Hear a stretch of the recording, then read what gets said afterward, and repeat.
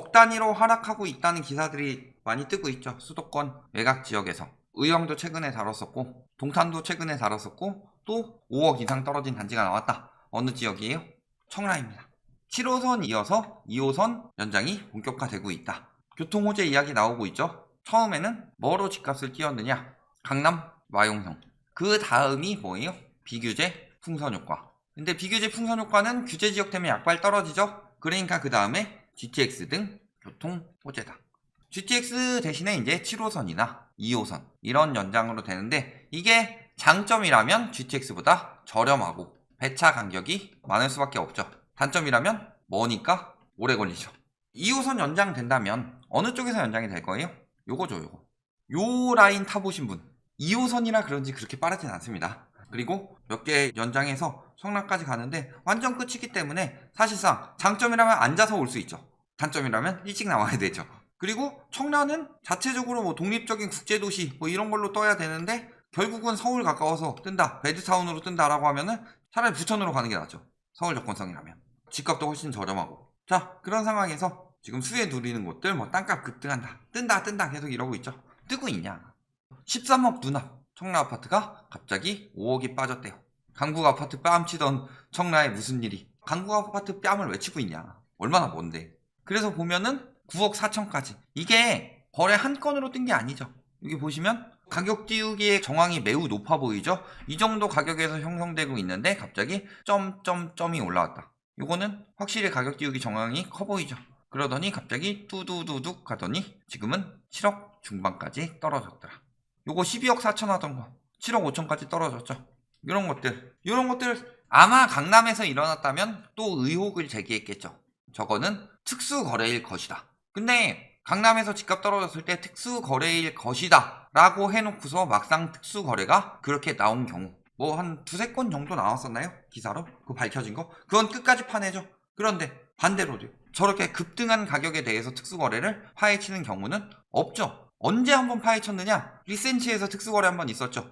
본인 명의의 건물을 법인 명의로 넘긴 거. 그것도 기사에서 아무데도 다뤄주지 않고 있다가 어떤 분께서 저희에게 제보를 해주시고 그 다음에 저희가 제보를 한 내용을 바탕으로 등기를 뽑아봤더니 그렇게 나오더라 라고 해서 저희가 영상 올리니까 그제서야 지들이 찾아냈냐? 기사들 올리고 말이죠. 청라의 경우는 그런 이야기 못하는 거 보니까 이거는 특수거래가 아니라는 게 거의 나온 거죠. 그러면서 예전에 청라 뭐라 그랬어요? 서울에는 강남 서초가 있다면 인천에는요 송도 청라가 있죠. 인천에 똘똘한 채다. 이런 식으로 이야기하고 있는데 웬걸 똘똘한 채예요 지금? 똘똘한 채가 아니라는 것들이 드러나고 있죠. 왜? 거품이 이렇게 꼈는데. 그러더니 이제는 다시 주목받는 똘똘한 채 이야기하면서 외곽이라고 하죠. 이제 청라는 지들이 유리할 때는 똘똘한 채고 지들이 불리할 때는 외곽이다. 그래서 외곽이라서 떨어지는 거다. 얼마 전까지 니들이 똘똘한 채인 것처럼 이야기했어요. 수도권 아파트값 상승세가 둔화한 분위기에서도 똘똘한 한 채를 찾는 수요들의 발길이 이어진다. 어디요? 인천 서구 청라동 아파트값이. 그러더니 이제는 똘똘한 한 채가 주목받고 있는데 송도, 청라, 동탄 등 외곽. 얼마나 태세 전환이 빠르냐 지금. 이러다가는 강남 떨어지면 강남도 외곽이라고 하겠어요.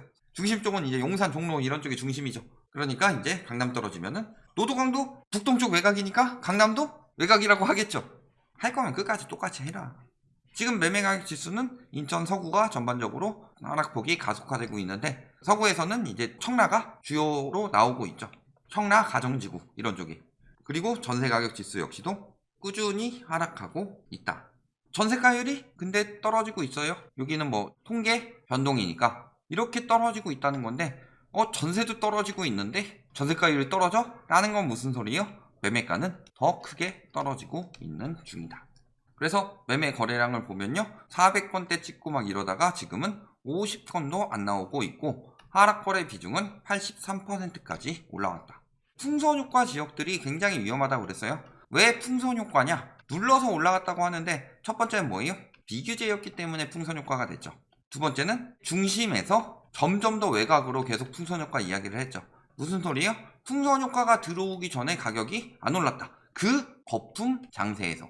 물론 청라 같은 경우는 그 거품 장세가 이미 있었는데 여기에 이제 인천 풍선 효과 이 이야기하면서 더 올랐던 거죠. 아까도 그래프를 보시면 나오겠지만 이렇게 되던 게 갑자기 이렇게 슬슬 오르다가 갑자기 이런 식으로 올랐다가 지금 요만큼 떨어진 거죠. 한 번에 5억씩 떨어지고. 그러면 그 12억에 산 사람은 뭔 죄예요? 완전히 물린 거죠. 그리고 지금 거래가 안 되고 있죠. 결국에 하락 장세의 서막은 가격 하락보다 먼저 나타나는 게 거래량 감소죠. 수요 감소, 5월 매물 감소인데 매물 감소가 지금 언론에서는 계속 매물이 줄었다 이야기하지만 매물 감소 없는 상황이죠. 뭐 대비해서만 감소한 거예요?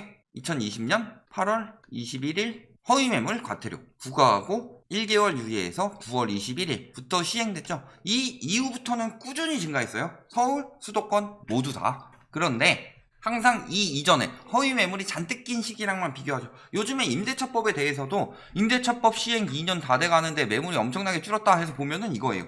이렇게 줄었다가 꾸준히 늘었는데 요때가 9월 21일이고 임대차법 시행은 요때 시행됐고 그런데 요거보다 요때 지금 조금 줄었다. 이거 가지고 지금 매물 줄었다고 구라치고 있는데 그래프를 똑바로 보여줘야죠. 변수에 대해서 이야기하지 않고. 그러니까 지금 거래량 감소는 대표적으로 뭐다? 수요 감소다. 수요 감소가 이렇게 일어나고 있고 이게 앞으로 심화될 수밖에 없죠. 이때는 심리가 완전히 눌렸지만 지금 풀어준다고 그랬어요. 신임 윤석열 차기 대통령님께서 규제 완화를 통해서 거래 활성화를 시킨다고 했는데 그래서 거래량이 엄청 늘어난 것처럼 지금 여러 곳에서 보도 중이에요. 전달 대비 뭐 20% 30% 뭐 늘어났다. 늘어난 게 이건데 살아난 거예요 시장이? 지금 아파트 보면은 뭐 힐데스하임 6, 7억까지 가던 게 지금 5억 중반까지 떨어졌고요. 매물도 5억 9천에서 5억 5천까지 저가 매물이 떨어졌죠. 또 여기 10억 클럽 간다 하던 게 지금 7억대까지 떨어졌죠. 매물도 8억 나오다가 지금 7억 7천까지 떨어졌다. 이런 것들 보면은 호가도 떨어지고 실거래가도 떨어지고 있다. 전반적으로. 그리고 전세가 역시도 조금씩 떨어지고 여기도 조금씩 떨어지고 한 건 잠깐 튄 것 같긴 하지만 조금씩 떨어지고 있는 추세죠. 다른 아파트들을 보더라도 6억 중반 호가동 5억 9천 밑으로 안 팔아 라고 하던 게 지금 5억 4천 거래되고 있고 5억 6천 매물이 나와 있다. 여기도요 7억 갔었죠. 어디까지 떨어졌어요? 평균 5억 8천 6억 3천 이 정도죠. 6억 8천 내놓던 게 6억 2천에 내놓고 있다. 6억 3천에 거래했는데 6억에 2천에 내놓은 것도 안 팔리고 있다. 층수만 보더라도 더 높은데 역시 전세가 전반적으로 하향 추세로 가고 있죠. 앞으로 매매가 하락도 매매가 하락이지만 금리에 따라서 매매가는 일단 팔려야 되는 건데 전세는 어쨌든 계속 거래가 되죠. 그런데 전세가 하락이 앞으로 좀 더 도드라질 것이다. 그게 이제 다주택자들 붕괴로 오는 거죠. 그래서 외곽 지역의 다주택자들이 많이 샀기 때문에 매우 위험한 거죠. 오, 8억 4천 매물도 있는데 신고가를 찍어버렸다. 이거 뭔가 굉장히 의심이 가죠.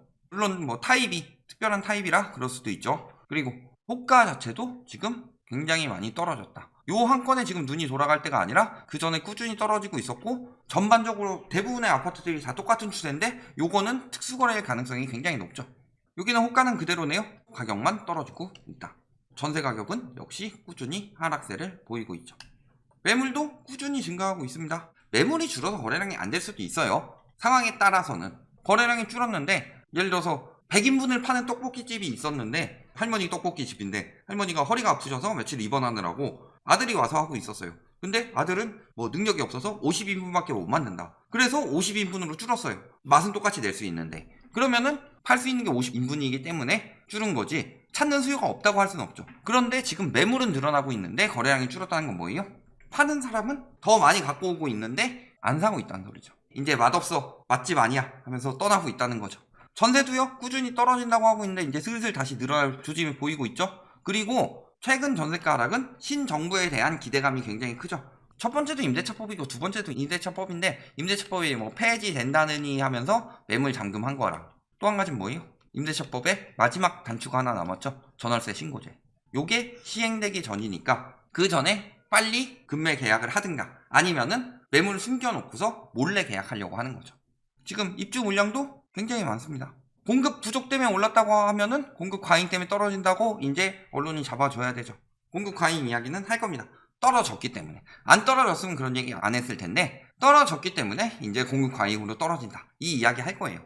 그러면서 가격 양극화 개선 위해서 공급량 관리해야 이런 이야기 하고 있는데 공급 많은데 쇼?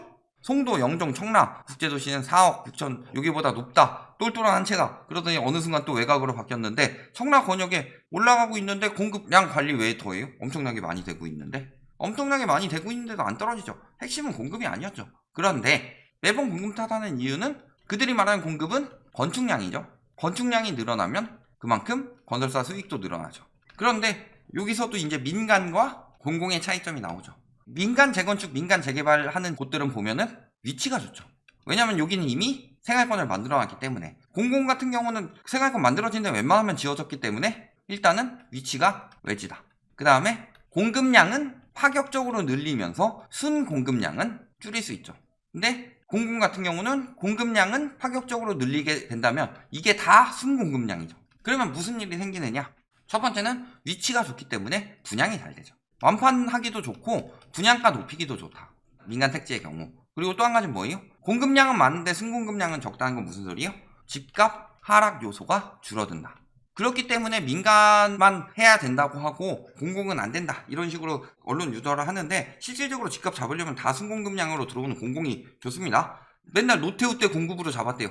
그 다음에 또 MB 때 공급으로 잡았대요. 그러면서 문정부 뭐하냐? 공급해라. 근데 차이점이 있죠? 노태우 정부 때는 1기 신도시 이야기 많이 하죠. 민간 공급이 아니라 태반이 공공 공급이었어요. MB 때는 막상 공급량이 적었다. 문정부보다. 이런 걸 따져보면은 공급이 그렇게 큰 영향을 미치는 건 아니죠. 결론.